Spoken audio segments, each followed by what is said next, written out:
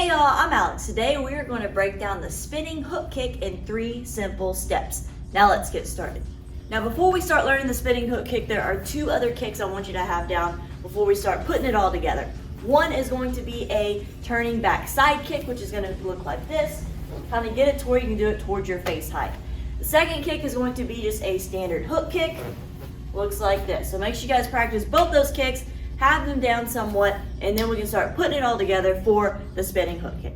Now let's start breaking down the spinning hook kick. Step number 1 is going to be turning and looking over your back shoulder and spotting your target. So step number 1, turn, pivot, look over your back shoulder.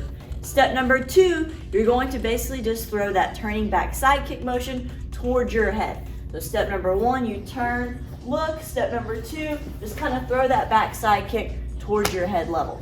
Step number 3 is going to be adding in the hook. So basically, once you do that turning back side kick motion, as you get towards your head level, then you're going to hook it at the last minute. So turn, look, extend out, and then hook it and come back around. So once again, step number 1, turn, look. From here, extend the leg out, straight back, and then hook it and come back around. And then once you get comfortable, you can put it all together, spin, hook, and bring it all back around.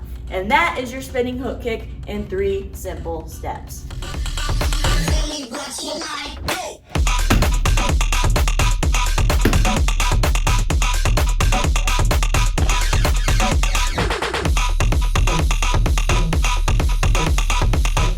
Now this is a very difficult kick to learn at first, so here's a couple extra tips when you are practicing your spinning hook kick.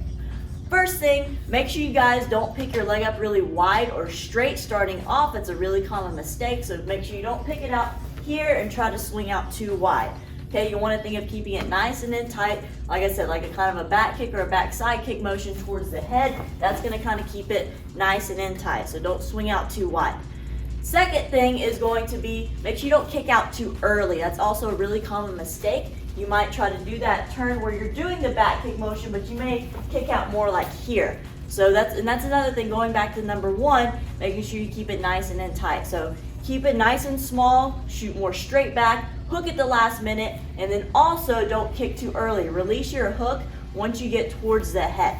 So I'm gonna do that hook right when I come up towards the top. My leg's coming straight out, hook towards the top, and then come around. The last thing is going to be kind of helping you get that rotation, because when you're doing more of a back kick, typically your shoulders and your body is going to be facing away from wherever you're kicking, more like this. On the hook kick, you want to let your shoulders open up and your hips open up. That way you're able to come all the way around. So keep that in mind also when doing the spinning hook kick versus a spinning back kick. You do want your shoulders to open up and your hips to open up. That way you're able to bring your leg all the way back around. I hope you all enjoyed this video. Make sure to let me know what other kicks you would like to see me break down in the comments down below. Also, don't forget to subscribe, like us on Facebook, and follow me on Instagram. I'll see you guys in the next video.